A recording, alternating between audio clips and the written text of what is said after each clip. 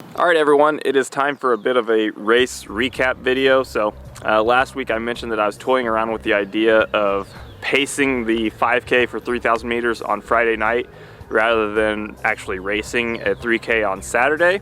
And that's what I ended up choosing to do because I figured I could kill two birds with one stone. And the pace that I needed to take my guys through 3K at is about what I thought I'd be capable of for racing a 3K. So I figured that would be, the best of all worlds. And there are some other small reasons why I lean towards pacing instead of racing.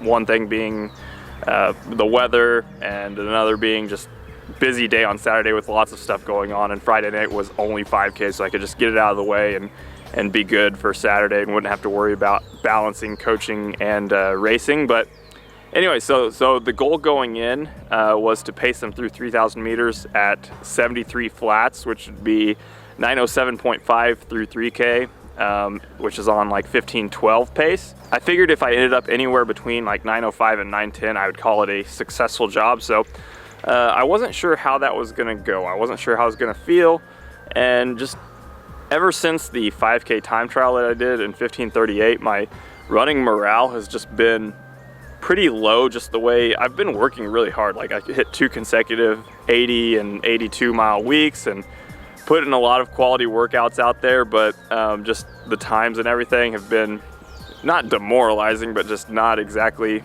what I want to do, I guess. It just haven't been great results. So I wasn't super confident in myself going into this pace job, but it was pretty good weather, but like once I got on the start line with everybody, everything just kind of changed, and it was a feeling of intensity and everything that I just hadn't felt in a long time. So whenever the gun went off, for the first 200 meters, I was just focused on finding a spot in a rail and then dialing into my own rhythm. So I was running behind a couple guys for the first 200 meters, and then I just kind of let them go because I had to feel out my own rhythm.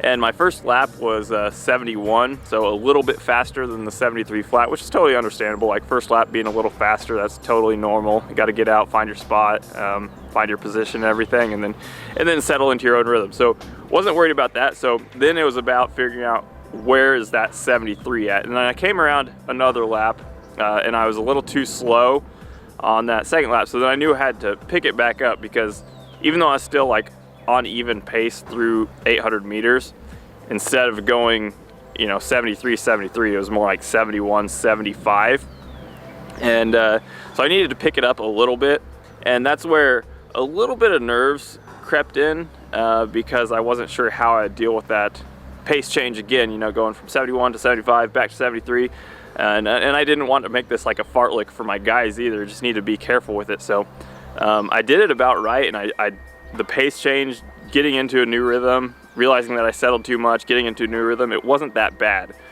So ever after the 800 meter mark, it was just like 72 point, 72 point, 72 point, 72 point, and it felt good.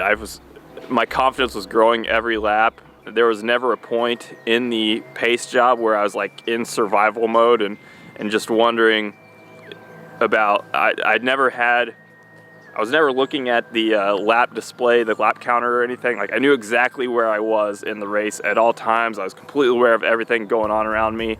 I was completely aware of the paces I was running. Like I was just so in tune with everything because it didn't feel that difficult to me. And that was the surprising thing to me, that it didn't feel very difficult. So the hard part, going through the 1600 in like 452 point was, pretty close to perfect. And then I just kept running 72 points, so we were a little faster. So getting to like 2,400 meters, about halfway into the race, my goal was to make it to 3K, of course, but I knew at this point I was gonna go to 3,200 meters. And I just started having this mental battle. In my last 2 laps of pacing after 2,400, I was debating, do I stay in this, do I finish this 5K? And this is my one complaint with this whole thing for me, is that I prepared myself very, very well physically, and there was a little bit of pressure that helped me mentally and I put myself on a new level and everything. But as far as mentally prepping myself to go 5K, I knew it'd be a possibility. Like, a small part of me was like, maybe I will feel good and I can go 5K, but I just didn't. It was so far out of what I thought was possible that I just didn't really mentally prepare myself for it. So I was in shock halfway into the race at 2,400 meters, and I was just having this mental battle. Do I stay in? Do I finish this? And it turns out, you know, after running a couple more laps and running like a 450 point something for the second 1,600, we went through 3,200 in 942 high or 943 low, something like that.